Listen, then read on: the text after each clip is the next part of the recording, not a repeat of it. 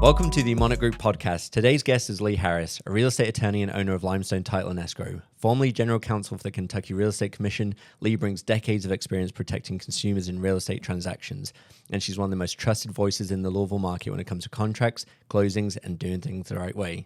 Hey, Lee. Hi, how are you? I'm good. How are you doing? Good, thanks. Thanks for having me. There's a hot list of people that need to be on this, and you are definitely on that list. Well, thank you. Yeah. Are you enjoying this nice weather we're having? Yes, it's warm, but it's not raining, and so I'm happy about that because it's rained all summer. Yeah, it's been miserable. Yes. And people are always like, oh, you're from England, you should enjoy that. No, I don't. I want to go to the pool. Yeah, exactly. It's too nice to not be. Yeah, no, I get it. Exactly. I'm with you on that one. Yeah. So I want to jump in and start off a little bit of background about you, where you're from, your schooling, anything you want to share with us about you. Sure.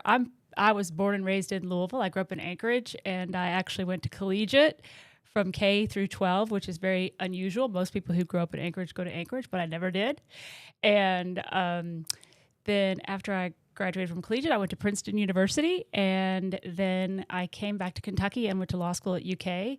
And I graduated from UK in 1996, and I worked for a judge for 1 year, and then I came back to Louisville, and I worked for a law firm for 1 year, and then my career path found me. Okay, that's a good run through. Did you have that on script, or No. is that just okay. What was Princeton like? Oh, it was amazing. Like, I don't know anybody who's ever gone to Princeton who didn't love it. I know some people, they didn't like college. I'm like, I can't even imagine that because it was fabulous. Yes. Yeah, that's awesome. Yeah. That's awesome. Did you always want to be in law? Yes. My mom told me when I was very young that I should be a lawyer because when I was late for curfew, I would convince her that I was on time. So I went with that. And you were successful with that then, I guess. Yeah. She was like, you know what, you're winning too many of these arguments. I think you might need to go into law. Get paid for that. Yeah, exactly. So you said you worked for a judge and then you got into, what was your first job after that one? I was a civil litigator. I did a complex business litigation. And just by happenstance, my resume had still been out there because I had been applying for jobs the previous year. And I got this call from the guy who was the head of the Kentucky Real Estate Commission at the time, and he said, "I'd like you to come interview for this position that we have." And I said, "Oh no, I'm sorry. That resume is from last year. I'm not looking for a job." And he's like, "Well, I really want you to come in." And I said, "Yeah, but I don't want to waste your time because I'm not going to be able to take the job. You know, I've got all these cases I'm working on. I really like my job." He's like, "Please just come in." And so, bada bing, bada boom. Next thing you know, I was working there. They made me an offer I couldn't refuse, and I was there for almost 12 years, and then I've been in real estate law now for almost 28 years. Okay, that's a long history in real estate. Yes. Yeah. I'm sure you've seen. I mean, I know you've seen everything. I mean, you've written the laws and a lot of things that come out. Because I know you've written your book as well. Yes. So talk to us about that book. Oh, okay. So when I was at the Real Estate Commission, I wrote a book called Kentucky Real Estate Professionals and the Law. It was a new version of a previous general counsel had written it, and it, as many people know, law books get outdated very quickly because the laws change and the contracts change and everything. So I rewrote it, and we gave it as just a benefit of licensure. We gave a copy to every broker in the state. And so a lot of them will call me up to this day and be like, "I'm still looking at your book." I'm like, it might be outdated. And then I taught law at the University of Louisville Law School, and it was actually our textbook. So one of the attorneys who works for me now, I went into his office and I saw my book sitting there, and I said, "Oh." And then I realized that I was his professor, and I taught him all the real estate laws. So I always joke that that's why he knows so much. Yeah. I mean, what better person to have teach a course than the person who literally wrote the book? Yeah. That's amazing. What was your typical, what were you doing when you're in their KRAC? What were you doing from a week to week? What was your workload? A lot of things. So we started a program. Two things that started when I went to the Real Estate Commission was we started a legal hotline, which was designed for anybody to be able to call in. Brokers, agents, buyers, sellers, landlords, tenants, attorneys, whoever could call this number and tell me whatever the issue was, and I've tried to help them figure it out, put out the fire, get to closing, right?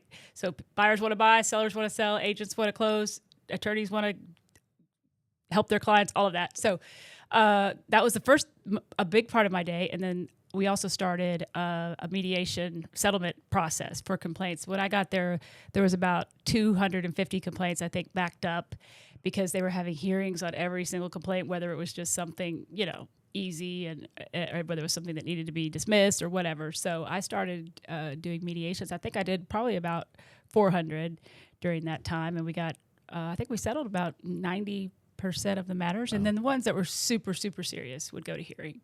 Wow, that's a lot of mediation to go through. What does a mediation look like? Like a quick run through? Oh, so a mediation is where there's a neutral person. So we had attorneys from the Attorney General's office who would serve as our mediators. So they were neutral, and that neutral third party just sometimes they knew about the case. They would read the file before. Sometimes they didn't. They'd come in cold, and each side just tells what the facts are and why they think that this is winning argument, and the other side gives their defense. And then the mediator's job is to basically shuttle back and forth and try to get the two parties to settle, to come to a resolution on the matter.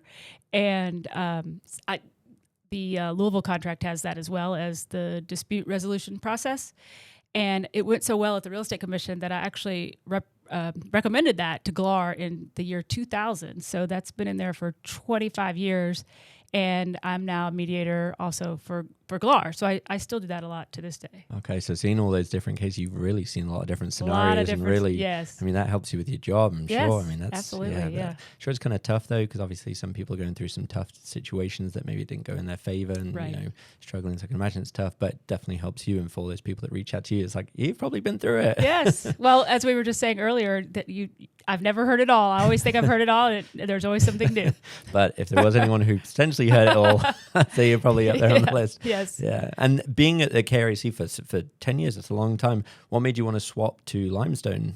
Well, the general counsel position and a lot of the positions in state government, the higher positions are political appointments. I went through 3 governors at the Kentucky Real Estate Commission, and 2 Democrats and 1 Republican. And after the 12 years, it was, there was a change in political climate, and it was time to go into a different area of real estate law, but stay with what I loved, which was real estate. Okay, and you've been with Limestone since, correct? Yes. Okay, nice, awesome. And what's why don't you give a quick background on Limestone and what sets them apart and why they're different from the others? Absolutely, yes. So Limestone actually started in 2009. We had this. I say we because I wasn't there yet, but there was a little bitty office right over here near your office, Alex. And that was just 2 people. But then we moved way down the Hurstbourne Parkway here to Whittington Parkway, and then we had 3 people. So starting in 2010 is when Limestone really became a going concern, I guess, in Louisville. And I came on, and then my partner Mike, and then we had 1 processor at the time. There was 3 of us in a little corner office. And we decided that he knew a lot of people. He's younger than I am, and he knew a lot of people in the mortgage industry and the real estate industry from his group. And, of course, I knew all the realtors throughout the whole state because I had been all over the state for 12 years, basically. And so we kind of put our relationships together, and we basically built it on personal relationships, literally. And we had this motto that we would be available to our clients 24/7, 365, literally. And that meant they could call us. We could schedule a closing anytime. At first, I don't know that people necessarily believed it. And then I know we did one on Christmas Eve.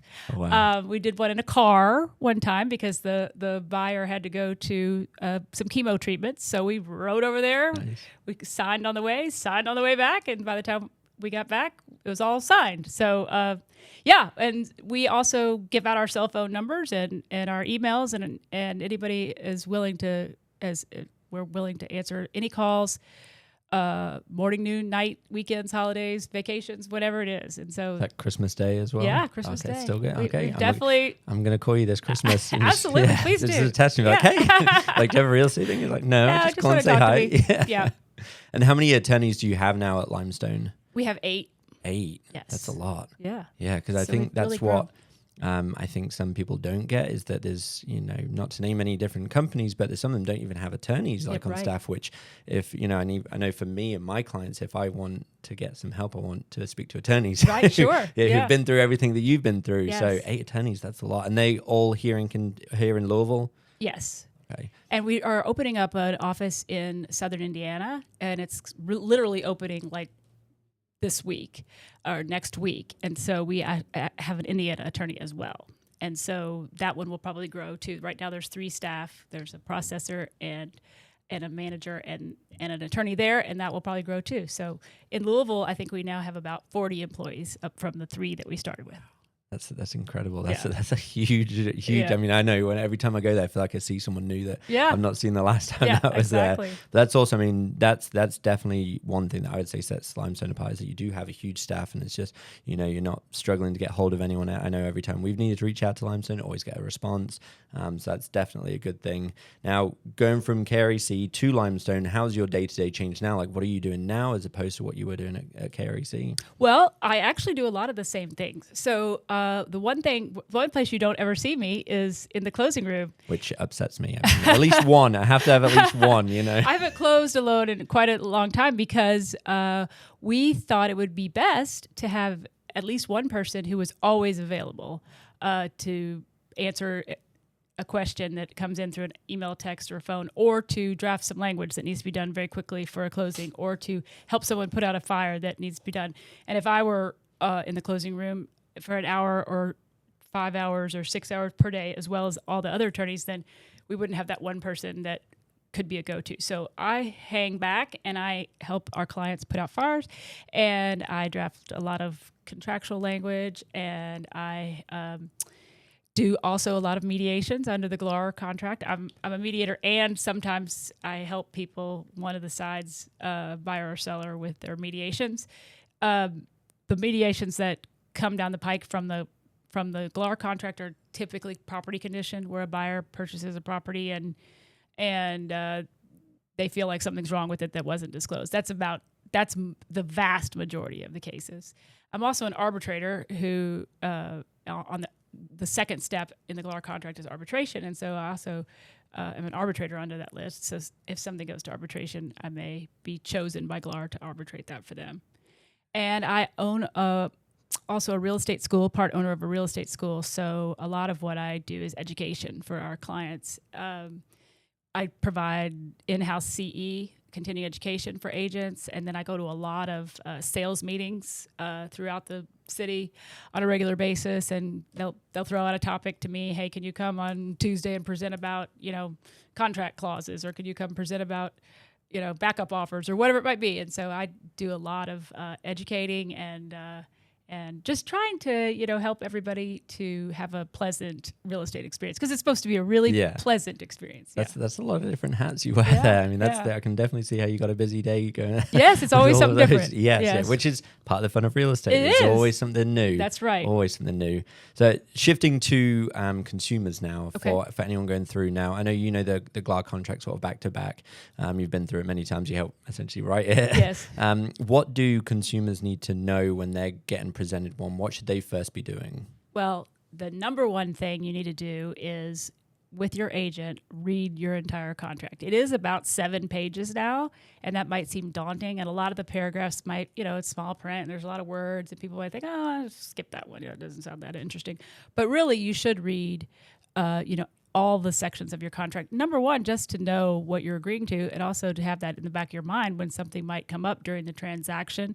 You say, oh yeah, I know that's in my contract because I read that. So hopefully the agents are going through with their buyers and sellers all the details of the offer.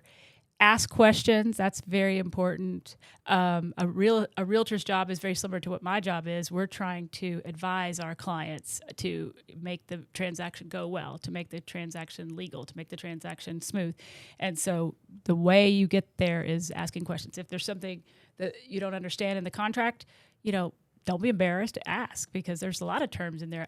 A lot of people don't buy 500 houses in their lifetime. They might buy 1 or 2. So you're not going to be familiar with all that terminology and the processes and all of that. So that's the most important thing, is to read what you're agreeing to and ask questions about it. Yeah, it's very important, especially before you sign it as well. Yes, before you sign. Yeah. And there's a lot of different clauses and different statements in there. What would you say are the most important ones for consumers to make sure they understand? Oh, that's a good question. So the one that is probably most misunderstood under Kentucky law is the closing section, because in the purchase contract, it says that there are 2 ways you can close. You can either close within, say, 30 to 45 days. So it gives you a ability to put a time span, or the second section says that you would pick a date. So let's say it's going to be August 1st, 2025.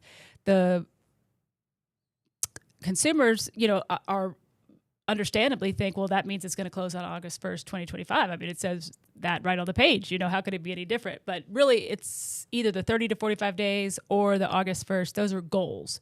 So the buyer and seller are both working towards that goal. The lender is working towards that goal.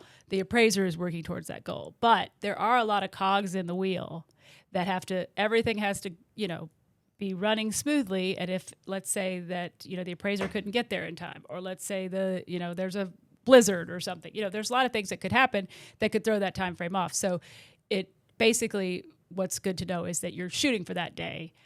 Because sometimes people get disappointed if they say, well, I thought I was closing on August 1st and now I can't close till August 5th or whatever it might be. So, and there's a lot, you got to pack, you got to arrange your movers. There's a lot of details to be ironed out. So it's important to know that it's not set in stone. The inspection clause, I think, is very important. I think buyers should absolutely get an inspection. If there's some reason, really strong reason why they don't want one, for example, it's a tear down, or they're an investor who's very, is going to flip it, whatever, that's okay. But in general, you should get an inspection from a company that you trust, and you should ask for the repairs, negotiate repairs, and if you don't, then the other party should make you absolutely waive in writing. Because if somebody has to waive their right to an inspection in writing, then they might have a second thought about that. That's a big deal to waive a home inspection. Yeah, I don't advise that. No. Yeah. There's only very few people that I've ever spoke to that do, and that's because they work in homes or they've seen it. But pretty much every single client I've worked with, like, you better get that. Yes, you need to do that. Have that in your protection. Absolutely. And then I just had a question that's gone. Sorry. So from that contract, the other one that's super important, which is on the seller's side, is the seller disclosure. Yes. I'm sure. I mean, that's the number one document that people sort of go to mediation, arbitration, and get sued on, correct? Yes, that's correct. What would be your advice to sellers when filling those out? Oh, sellers. The seller disclosure form is your best friend. Don't make it into your worst enemy. So if you fill it out as completely and thoroughly as you can from the knowledge that you have of the property and pass that on to the buyer, hopefully that will be the end of it. You'll close, you'll move on, they'll move on, everybody will be happy, live happily ever after. Some sellers like to use it as narrowly as they can, right? They'll sort of kind of tell the truth, but maybe they want to sugarcoat it a little bit. And I can just tell you that Murphy's Law, if something can go wrong, it'll go wrong. That thing, whatever it is that they try to sugarcoat, is going to go badly.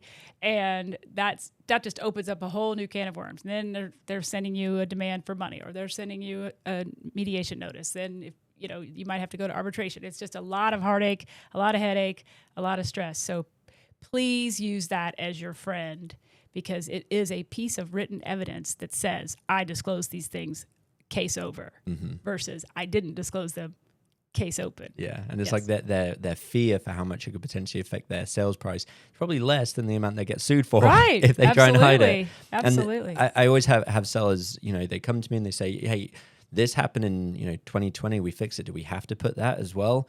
And I typically tell them, it's like, yeah, put that, but it's not just the bad stuff. You can also put the good stuff, like you had these fixed. Like, it's not just a negative. We got to do document. roof. It leaked, and we got to do one. Yeah. Yes. And what do buyers do if they, on the flip side of that, if they've bought a house and they find something out that was not disclosed? How does that process work on their end?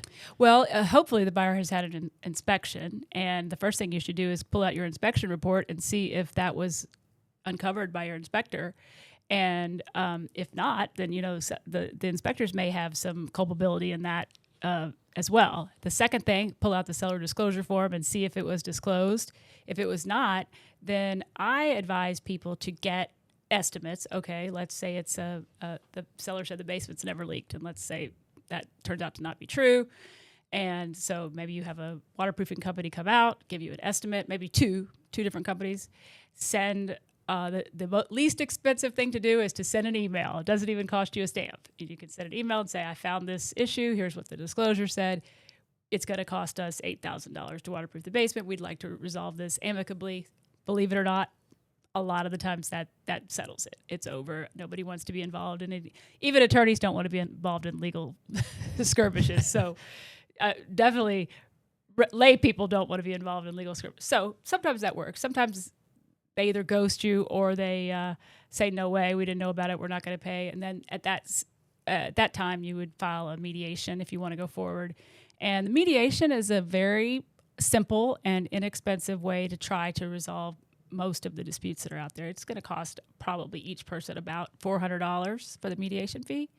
And each mediator will dedicate 3 hours to that. So really, for $400 and 3 hours of your time, you might be able to get get this whole thing off your table. Yeah, and that's a lot of those people. I'm sure it's just the stress of having it go any further. Like you just want an answer as quick as possible and just move on with your life. Yeah, and sometimes you need to have it fixed ASAP. Yes, the money. Yeah, if you've got water leaking into your basement, definitely want to get that taken care of. Yeah. And that goes back to your other point of just reading everything. So you should, every time your buyer's going to make an offer, you should always read through that disclosure so they know what's there ahead of time, because they don't want to say, hey, you didn't disclose this. And it's like, well, actually, they did disclose it. So read through it and ask questions about that too. Like you said, if there's something positive that says, hey, we got a new roof, you have a right to inquire about that. Why'd you get a new roof? What was wrong? Has there been any issues since then, etc. Yeah, and that's that makes a lot of sense. And they should definitely do that. Yes. And you said they send an email with that. So obviously something happens, they find something out. Documentation is the most important thing, right? Just and working as quick as possible. And would they just like email you and then you review it all? I will review for people if they'd like me to.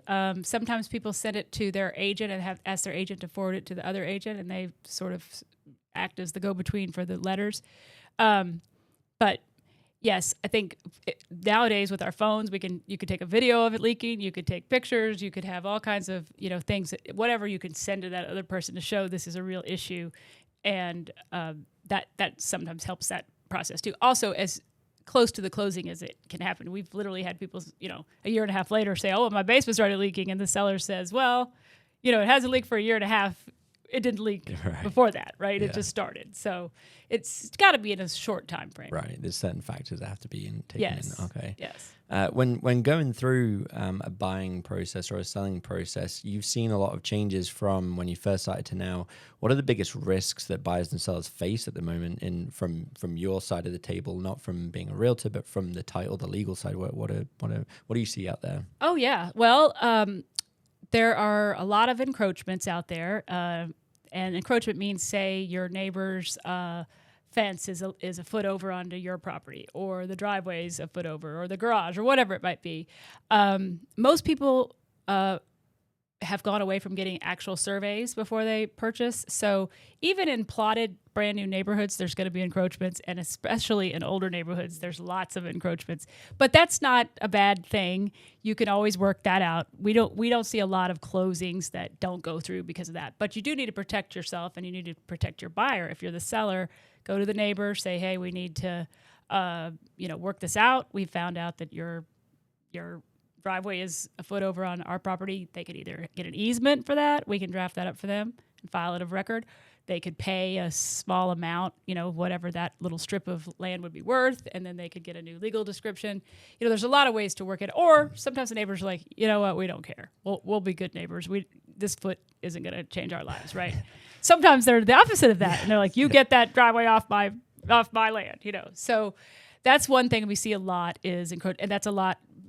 Again, most people don't get surveys. They do take a while to get, and sometimes they're expensive. It's tough to find anyone to do a survey these days. It is tough. Yeah, really, and that's one of the reasons why. But, and then there's all kinds of fraud out there. That there's scammers, and the scammers are very clever, and they're always one step ahead of the game. And so you just got to be very vigilant about, number one, your account numbers and email, and make sure if you're doing anything on either side, buyer or seller, that you are only sending information securely, that you're calling before you send any information and speaking to someone whose voice you know on the other end, say at our title company, and say, is this Kathy? Kathy, this is Alex. I wanted to know if, this is the correct email to send this, because there's a lot of different scams out there where they're trying to take that wire. Let's say if you're trying to send a wire, they'll try to intercept that wire because that's a lot of money, and then it's off in some other country and you can't get it back. And there's for sellers, be very vigilant if you have property out there that is vacant, particularly, and paid off, or has a very low mortgage, because there are scammers who will find these vacant lots that they think, well, nobody's looking at this, right? They don't live here. It's just this vacant lot out here, and it doesn't have a loan, so nobody's paying much attention to it, and they will somehow become the seller and try to sell it. And so if we don't catch that in the process, then we have to undo a whole lot of damage, and it has happened a couple times in the Louisville area. That's good. It's crazy that that's even a thing. And I know. You think it's one that I always find it funny when people say, when you have criminals like that, if they just put all that effort into doing good stuff, like absolutely. I know it sounds cliche, but I'm like, you're so smart. You know how to use computers. Like, invent something helpful. Like, if you want to be a good person, we could have a job for you here. Yeah, absolutely. But it's definitely great advice, because I've had people call me trying to sell their property for them, and when I've looked up their information, it's not matching up. I'm like, right. You're not the person who you're trying to play you off to be. It's definitely a scary thing. I know people have run into those issues. And you mentioned about the process. What is the process for a property that's going to be sold? What's the process on the legal side of the title search? Oh, so once we get a contract from a buyer or from the buyer's lender, we send that off for a title search. A title search will find out any liens that are on the property. They'll find out who holds the deed, make sure that's the right people. Do any of those people that hold the deed have liens against them, say judgment liens, like they didn't pay their credit card and the credit card company got a judgment against them, or there could be liens on the property such as a mortgage, tax liens if they haven't paid their taxes. We'll find any of those things that could cloud the title, because you want, of course, as a buyer, you want good title. You don't want anything hindering your title to your property when you purchase it. So that's the first step. And then if there are liens, we clear all those liens. We contact all of the lien holders and find out the payoffs, and those all go on the closing statement, and they're paid off at closing with the proceeds. And then we will draft up the deed and all of the lender documents. So you would have a note, a mortgage, lots of disclosure papers, Kentucky Fair Housing type of documents. Or, most people have seen a closing package and it's about 4 inches thick, right? So we prepare all of those documents in concert with the lenders, and then we schedule an in-person closing. And usually people come to our office, and the buyers and sellers are in the room with an attorney who's closing it for them. And then we give everybody their copies and their checks, and they get title to the property, and then we file that of record. So once that, it's now done by e-filing, which means that literally right after your closing, we can go back to the back of our office and file your deed. It used to be that you'd have to mail it out or take it down to the courthouse, and it might take several days. But now you pretty much can, as long as it's not after hours, you can pretty much get your deed that day. And so that's the basic process. Sometimes people do remote closings. We can send somebody to where you are, at your office, your house, your vacation, wherever.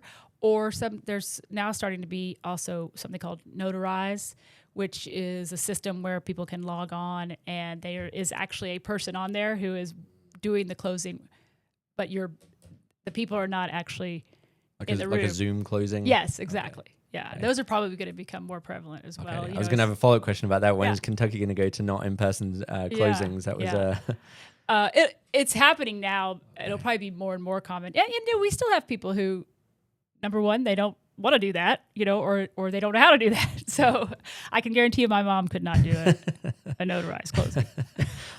So there's definitely a benefit to in-person. I would always enjoy it in person, but I know it just eliminates a lot of some scenarios, like you said, people out of town or anything like that. And how does going through all that process, how is it different having a company with an attorney versus not having an attorney? Well, when you're in a closing, obviously that is a a process where you're signing a lot of legal documents. You're signing a deed, that's a legal document. You're signing a mortgage, that's a legal document. You're signing a note, that's a legal document. You're signing a lot of things that you may, again, want to question. You may say, wait a minute, I've read this mortgage and I don't understand what this due on sale clause means. Or I've read this deed and I don't understand what this consideration certificate means. And so if someone is not an attorney, they're really not allowed under the Kentucky Bar Association rules to answer legal questions. So they can stop the closing and they can go find an attorney and they can have the attorney come in and answer those questions. But if you have an attorney there already, that person can assist in whatever legal issues you have, whatever legal questions you have. Sometimes things come up at a closing like, oh, we need to draft an escrow holdback. So the attorney can draft that. Sometimes things come up, we need to draft an addendum. Or we need to know, can we resolve this problem this way legally? And because a lot of things can't be done in a certain way because everything needs to be on the closing statement. So an attorney can advise, well, here's how we do it legally. Here's how we do it properly. And it just makes the whole transaction streamlined. Yeah, a lot smoother and just less room for error there. Just yes. Always want to make sure everything's legal. That's yes. always number one. That is number one. Yeah, yes. And just like you said, I mean, it wouldn't be a good situation to have to stop or delay a closing based on waiting to find an attorney if there's one already sat there right at the table with you. Absolutely. Yeah. Wow, yeah, that's some good info. So you're from Louisville. Worked here for many years. What's your favorite thing about living and working here in Louisville? Oh, well, the reason I came back to Louisville is because of my family and my friends. And so I think I've just always liked the camaraderie and the positivity and the relationships and, everybody, it's somewhat Southern and people are friendly and it's an easy place to live. And, you can get around, the housing is affordable and the people say hi to you on the street, and I just like the atmosphere here, and that bleeds over into the real estate industry as well. I think it's the real estate industry here, and the buyers and sellers have a lot of camaraderie, and the agents have a lot of camaraderie. You don't necessarily see that in all places because some places it's a lot more contentious and maybe they don't even see each other ever. Here you sit at the same closing table, you talk about the property, hey, sometimes the back door sticks, and it's just a nice positive place to live, I think. Yeah, I agree with all of that. Yeah. Yeah, Louisville's a great place to be. How far does Limestone service? Is it just Jefferson County? Is it just other than Southern Indiana and Jefferson County? How far does Limestone go? Anywhere in Kentucky or in Indiana. Okay, so that's a pretty wide reach. It's not just local. How often? How are you all handling closing? Say if it was from let's say Paducah, Owensboro. If someone was like, "Hey, I know Limestone, I want them to facilitate it." Yeah, we have a lot of people. We have a whole network of notaries and closers out there in the state who will come to their office. He'll come to their house. He'll come to McDonald's if they want to sign at McDonald's, wherever it is. We'll accommodate that, and so we've been doing that since day one. We've been going all over the state and meeting people where they are versus making them come to our office. But a lot of people, like you said, like to come there. We do have cookies. Yeah, so some of the best cookies as well. Yeah. That's what I always say when I'm there. It's the best cookies. Although now you've mentioned it, I might have to request my next closing be at like a McDonald's or something. Yeah, there you go. Well, we got a Bell. McDonald's across the street. So there you go. Oh, yeah. You'll see that on the calendar. It's like, what? No. Why is Alex at McDonald's? He's literally 10 feet away. They've got great sweet tea. That's true. Yeah, it's a like little $1. Too sugary for me. Yeah. It is. On the food topic, favorite place to eat in Louisville? Oh, Jack Fry's is my favorite restaurant. Fry's, okay. Yes. And I also like Dragon King's Daughter. The new location, do you still like it there? Because I've heard some people have not been as much of a fan since they moved to the new location. I like it at the new location because it's way bigger and I can get in and I don't have to wait. And they've got their own parking. They didn't have that at the other spot, did they? No, it was just the street parking. Yeah. I like the new location. Yes, I don't go there too much, but it's definitely good. Jack Fry's though. Yeah, I like it's always been my favorite. Okay. Yeah. I like the atmosphere in there. It's a good vibe to is. it. Yeah. So if people ever need to get a hold of Limestone, what's the best way they can reach out to you? Okay, well, anybody can call me, as I said, anytime on my cell phone. My direct number is 502-649-7964. You can also reach me at my office. I'm there usually from about 7:30 to 5:30 every day. And that number is 502-632-2277. And my extension is 422. There's a lot of twos in my number. Or you can email me. It's lharris at limestone-title.com. I'd love to hear from any of you. Yeah. Hopefully with good stuff, because I know most of the stuff you probably get is not good stuff. So I'm sure just yes, I do make a joke that no one ever calls me and says, "Hey, we just had the best closing ever." I'm gonna start getting some of my clients to close with you. I'm gonna be like, "Hey, call Lee and just say it was a great experience." Yes, please do. And then any final tip or like last tidbit that buyers and sellers need to know out there? Do you have a one piece of advice? Yes. This is supposed to be like I said, a happy and positive experience. It's the American dream. It's what everybody thinks of when they're growing up. I want to get my own house. I want to get my own place. And so there may be little hiccups along the way, just as in any other transaction. But ultimately, I hope for you that you can make it and it will be a positive and happy experience, because at the end of the day, what you're walking away with is your new home, or you're selling your old home to someone who's going to really enjoy it like you have before. And so even if there's little problems in the way, don't let that upset the whole apple cart. Love that. Wasn't expecting that answer. Yeah. Love that. Yeah, because that is so true. People do need to sometimes think big picture and just think, this is a place you're going to raise your kids. This is going to, where you start new memories, and, not everything goes perfect all the time. So I love that advice. That was great. Yeah. Thank you. I thought it was going to be something like read all the documents so you know something. No, that was a much better answer. Well, thank you. Yeah, that was great. Well, Lee, thank you for coming on Absolutely. to the podcast. Love having you it. here. Appreciate everything you do for me, for the team, for all of our clients. I know you're a great resource, and just thank you again for being on. Thank you so much. I really enjoyed it. That's good. I'm glad you did. Well, to everyone watching, thank you for watching. Again, there was Lee Harris. If you have any questions, reach out to any of us, and we'll see you on the next episode.